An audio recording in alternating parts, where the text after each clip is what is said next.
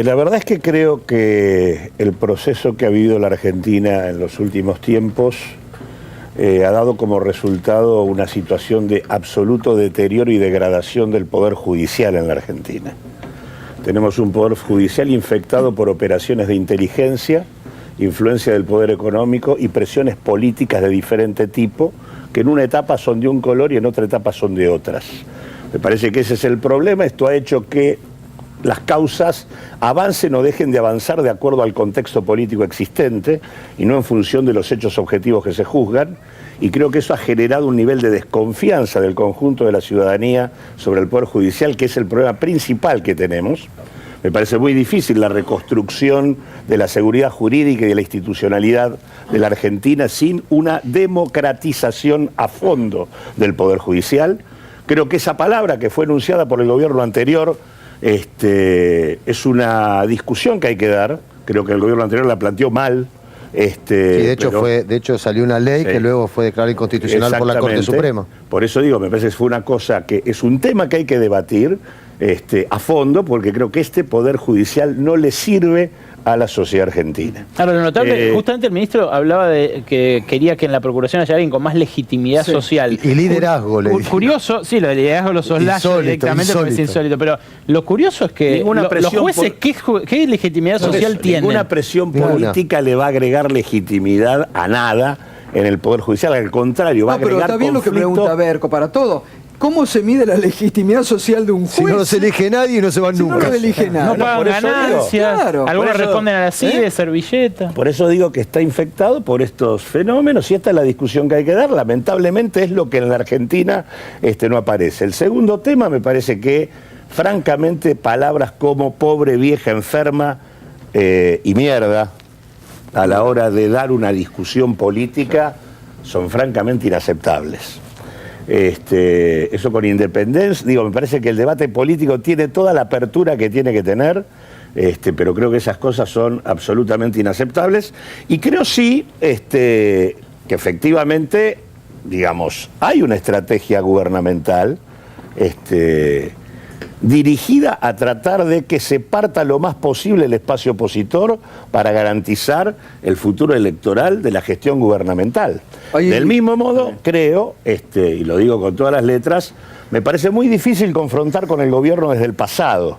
Me parece que la demanda de la Argentina para confrontar con una estrategia que es vieja, que es la estrategia neoliberal del gobierno, requiere una propuesta de futuro. Agustín Datelis, y esto que comentábamos al inicio con Berco, ahora también estos nuevos pobres en la ciudad de Buenos Aires, ¿cómo se entiende? ¿En el principal distrito, los más económicamente poderosos de la Argentina? Sí, mira, se entiende en el marco de un conjunto de políticas económicas que actuaron muy fuertemente hacia una concentración del ingreso, o sea, tienen un fuerte deterioro en términos distributivos. Lo que marca Berco está bueno, el tema de lo distributivo y la pobreza, porque también deja muy en evidencia que el eslogan de pobreza cero que el gobierno utilizó en campaña y sobre el cual ahora parece que abandonó un poco, es una cuestión que no tiene sentido en sí misma. No hay pobreza cero, no existe pobreza cero. Puede haber hambre cero, puede haber analfabetismo cero. Pobreza cero no, porque es un concepto relativo justamente que está vinculado con lo distributivo. Ahora, en el marco de esto, el conjunto de medidas de política que se han tomado, que concentraron ingresos y afectaron negativamente a trabajadores, jubilados, asignaciones universales, todos los sectores más vulnerables de la sociedad, evidentemente aumentan la situación de pobreza. La Argentina es un país que tiene una sociedad muy vulnerable en términos de ingresos, muy cerca de esa medición de estar por arriba o no de la canasta básica que mide la pobreza. Entonces, en esta medición de ingresos, cuando implementás este tipo de políticas de evaluación, salto inflacionario, se afecta al poder adquisitivo, se opera y se trata de jugar para que no abran las paritarias, que no se reabran, que no se recomponga el poder adquisitivo, lo que tenés como consecuencia es un aumento de la pobreza. Y si se insiste por este camino, la Argentina es una fábrica de pobres. A ver, Claudio. No, a mí me parece, comparto lo que dice Agustín. Lo que sí me parece importante destacar es que lo que permitió hacer esta comparación es la existencia de estadísticas públicas en el sistema estadístico de la Ciudad de Buenos Aires. Teníamos la estadística del trimestre anterior, teníamos estadísticas del año pasado. Son las mismas estadísticas del gobierno de la Ciudad de Buenos Aires. Sí, claro. Son las mismas por eso, pero digo, hay un sistema estadístico. Sí, consecuentemente uno puede decir cómo creció la pobreza en la Ciudad de Buenos Aires. Nosotros, el problema que tenemos cuando se da el dato del 32,2% que acaba de dar el INDEC a nivel nacional, como no teníamos sistema estadístico, no hay posibilidad de hacer una comparación, igual, a no ser que uno la infiera, pero no sobre la base de estadísticas oficiales. Digo, en este sentido, me parece que es importante ver el valor que tienen las estadísticas para monitorear el cuadro social de la sociedad. Estamos todos completamente de acuerdo con eso y obviamente que fue un error que no haya habido estadística durante un montón de tiempo en este sentido. Ahora, no fue un error. Cuando hablamos, no fue un error. Una decisión para decir, ahora, como se dijo, cuando hablamos de los pobreza, foros internacionales, que la pobreza era un 4,7%. Pero cuando hablamos de pobreza, porque si no confunde el otro lado, abordemos el tema, ¿por qué hay pobres? ¿Por qué están aumentando? ¿Por qué es cierto que está...? No, ahora, porque el argumento desde la política hoy... No es un argumento de la política. Tomamos desde acá, y en realidad este año hubo un deterioro enorme. Yo estoy de acuerdo que Macri construyó más de 1 millón de pobres en pocos meses. Eso es una discusión saldada. Ahora, con independencia de eso, también veamos que sirven las estadísticas para poder afirmar. Es una fábrica, se va hacia una fábrica pobre, lo dice Datel y lo decía este cura Sarazaga allí en Sarazaga. No, más allá de eso, interesante que Sarazaga pueda ir a un foro como idea, ¿no? Realmente yo reivindico que lo puedan invitar, lo puedan invitar y den una visión realmente de la visión desde un cura militante de las villas. Realmente está coincido con la línea de quienes decidieron invitarlo. No, a ver, yo creo que está bueno también lo de las estadísticas, primero preguntarse por qué el gobierno anterior escondía, porque no es una decisión, fue un error, fue una decisión política tomada, coincido con Claudio en ese punto, porque por supuesto eso no nos permite hoy tomar en cuenta cuántos pobres fabricó el gobierno anterior, pero si en 12 años, seguramente el análisis es que fabricó muchos pobres. No, en 12 años el análisis seguramente, hoy por lo menos estamos calculando que había... En el último tiempo... Calculemos que había 12 millones de pobres en diciembre, bueno, digamos... ¿Cuántos fueron fabricados por las políticas del kirchnerismo? Yo creo que unos cuantos.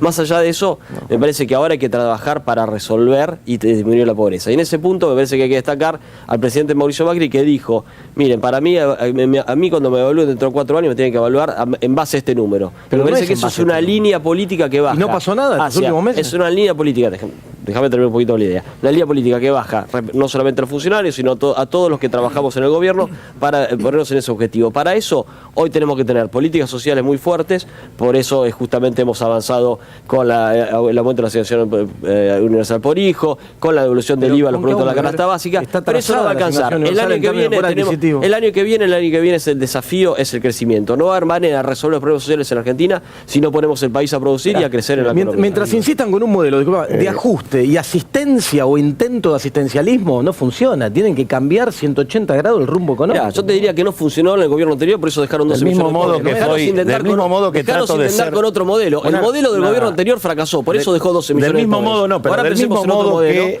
y evaluémoslo a ver qué pasa dentro de un tiempo. Del mismo modo que creo que hay que ser justos diciendo cuál es el valor de las estadísticas públicas para comparar. Y la principal estupidez que tuvo el kirchnerismo fue que destruyó estadísticas que le eran favorables.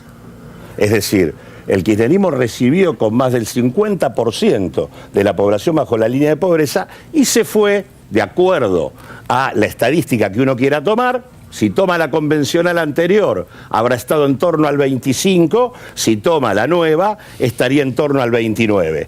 Pero, digamos, en realidad bajó sustancialmente la pobreza punta a punta. Gran estupidez de la experiencia kirchnerista haber destruido el sistema estadístico en ese contexto. La responsabilidad del gobierno de ustedes es decirnos ahora cuál era la pobreza hacia atrás, porque no es cierto que no la pueden medir, la pueden medir contra, por ejemplo, el momento previo a la intervención del INDEC, que es el 2007. Pueden decir cuánto era en ese momento y cuánto es ahora. No es justo decir solamente la foto. Hay que mostrar cuál era el nivel anterior. A ver, está muy bien. No, digo, es una buena propuesta. Hablando de pobreza, yo creo que hay que empezar a trabajar cuáles son las soluciones. Entre ellas es qué modelo de desarrollo queremos en el país. Entre otras cosas se están hablando, por ejemplo, de importar el modelo australiano. A mí me parece que hay que tener ciertas consideraciones y en estas mesas de producción y trabajo tenemos que todos los sectores estar involucrados porque, por ejemplo, Argentina tiene 41 millones de habitantes, Australia tiene 22 millones de habitantes. Entonces acá creo que la forma de empezar primero a revertir es buscar un modelo de desarrollo industrial que hoy yo estoy expectante de ver. Está interesante esto que marca, porque el gobierno, y el otro día Berco quería hablar de este tema, el gobierno quiere instalar el modelo australiano como para aplicar en la Argentina. Claro, bueno, por eso te digo, hay características distintas. ¿Estamos en condiciones, distintas. O qué modelo queremos. Yo, por ejemplo, te diría, te señalo que hay una diferencia poblacional importante, casi 20 millones de personas, porque nosotros tenemos que instaurar un modelo que llegue inclusivamente a los 41 millones de personas, porque si no vamos a estar dejando una porción muy grande, que es lo que Sarazaga decía, fuera de lo que es el desarrollo. Ahí es donde digo, yo todavía estoy expectante de ver un modelo de desarrollo industrial. ¿Por esta vía que tiene el gobierno se puede bajar la pobreza o no? No, yo creo que tiene que direccionarse hacia el desarrollo y salir del ajuste. Esto lo vengo diciendo desde el principio de año, cuando algunos hablaban de la recuperación en el segundo semestre, yo te decía, en la medida que se siga por este camino, teniendo en cuenta la realidad argentina más la de Brasil, en el mejor de los casos vamos a caer un 1,5 y lo sigo sosteniendo.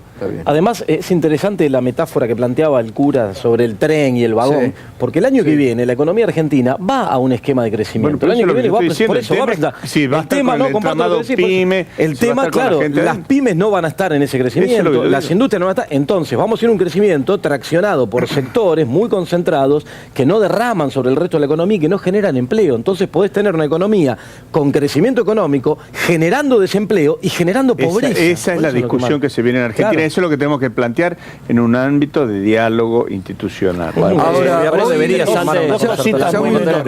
cositas muy menores. La primera es que me parece que las políticas aplicadas por el gobierno han agravado innecesariamente el sufrimiento social, mayor tasa de desempleo, mayor nivel de pobreza, y han agravado de manera peligrosa los niveles de endeudamiento para no resolver ninguno de los problemas que el gobierno dijo que venía a resolver. El gobierno dijo que venía a resolver el tema de la inflación.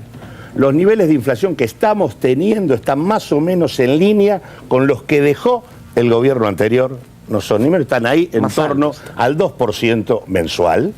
Van a estar. En segundo, van a estar, digo, no están ahora están un poco más arriba. Digo, ya te dio alimentos 2,1 en la última medición, ahora vienen las tarifas, por lo tanto, está en la misma. Hoy se conoció un dato preocupante, 10% bajó el consumo de leche.